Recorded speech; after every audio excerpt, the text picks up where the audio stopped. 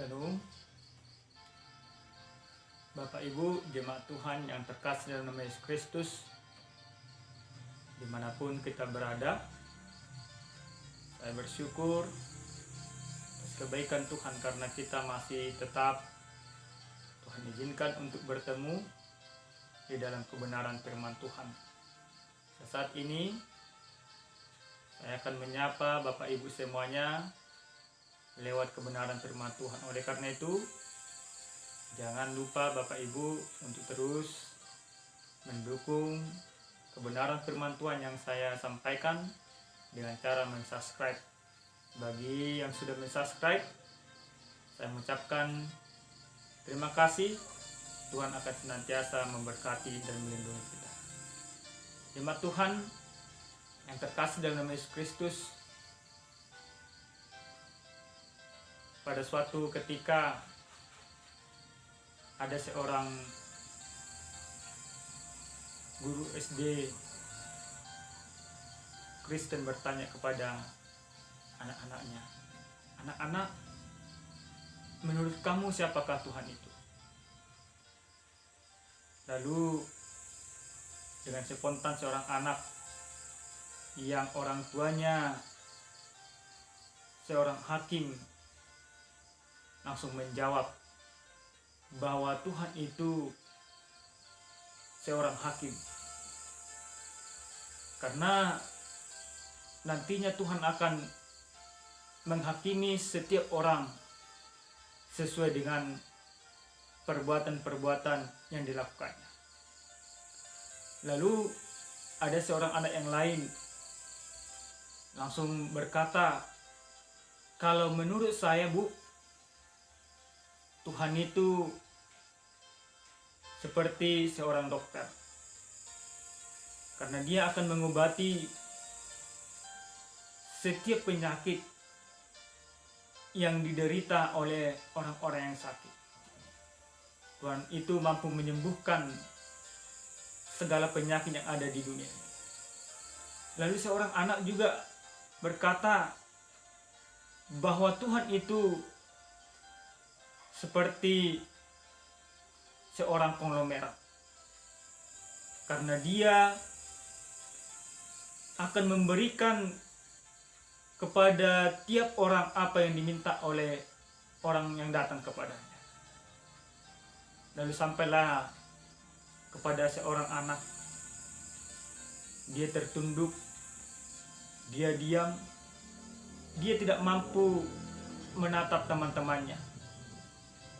Lalu guru ini bertanya kepadanya, "Nak, menurut kamu siapakah Tuhan itu? Seperti apa Tuhan itu?" Si anak ini terus diam, tertunduk, dan tidak mau menjawab. Tetapi karena dipaksa oleh gurunya, dia katakan, "Cepat nak, menurutmu siapa Tuhan itu? Seperti apa Tuhan itu?" Dengan meneteskan air mata, dia berkata, "Tuhan itu seperti seorang pemuda." Ketika seorang anak menjawab seperti itu, maka teman-temannya yang lain dengan spontan tertawa dan terbahak-bahak. Lalu seorang ibu, gurunya ini dengan penuh antusias terus bertanya kepada anak ini, "Kenapa kamu menggambarkan Tuhan itu seperti seorang pemulung?" Anak ini menjawab, "Iya Bu, seperti seorang pemulung, dia mengambil barang-barang bekas yang tidak berguna, yang tidak bermanfaat, lalu membersihkannya dengan baik, sehingga barang yang tidak bermanfaat ini menjadi bermanfaat. Demikian saya Bu, saya ditemukan oleh ayah saya di pinggir sebuah jalan,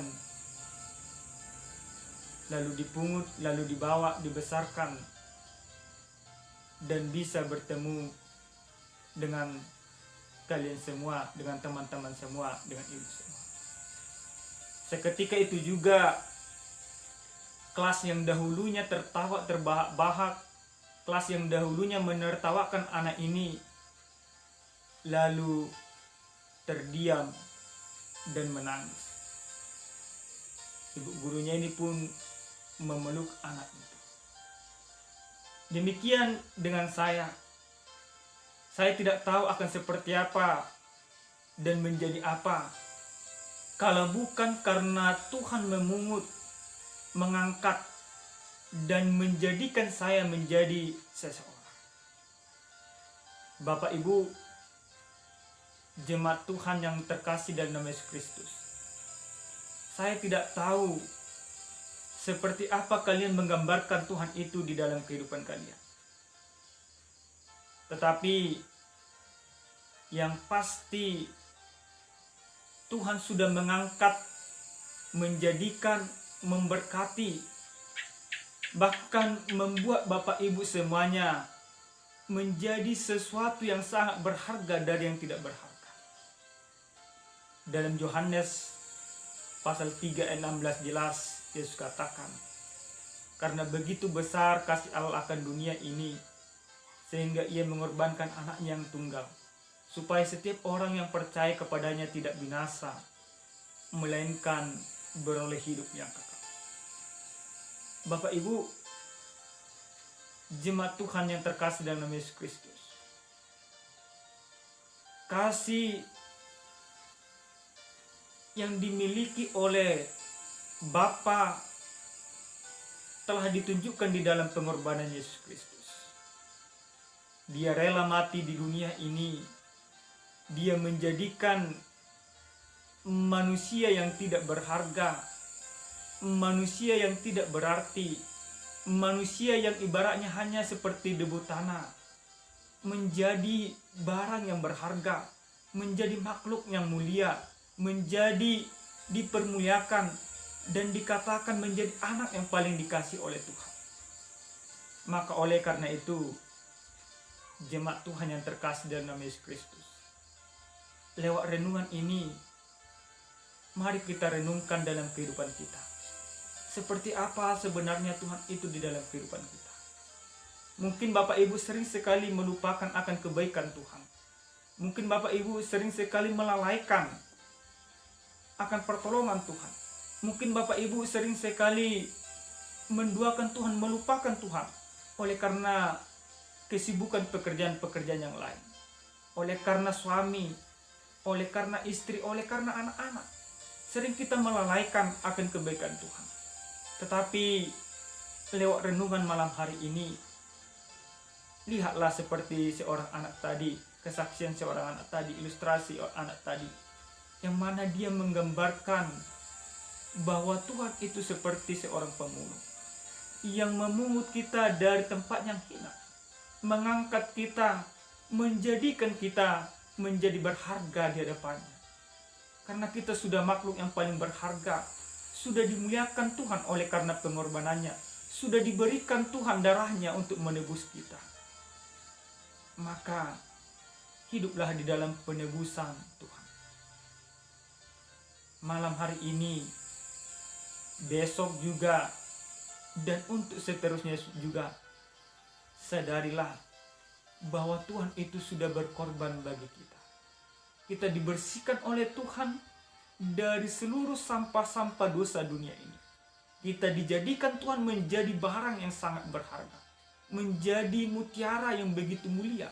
Kita dibersihkan lewat pengorbanannya. Maka terakhir sekali lewat renungan malam hari ini, renungkanlah dan pahamilah dan hidupilah bahwa kita menjadi barang berharga, menjadi sesuatu yang sangat spesial di hadapan Tuhan. Jangan sia-siakan pengorbanan Tuhan. Jangan sia-siakan darah Tuhan yang sudah tertumpah di Bukit Golgota oleh karena keberdosaan kita. Sekali lagi, karena begitu besar kasih Allah akan dunia ini, sehingga ia telah mengaruniakan anaknya yang tunggal, supaya setiap orang yang percaya kepadanya tidak binasa, melainkan beroleh hidup yang kekal. Amin. Tuhan Yesus memberkati kita semua. Shalom, Horas.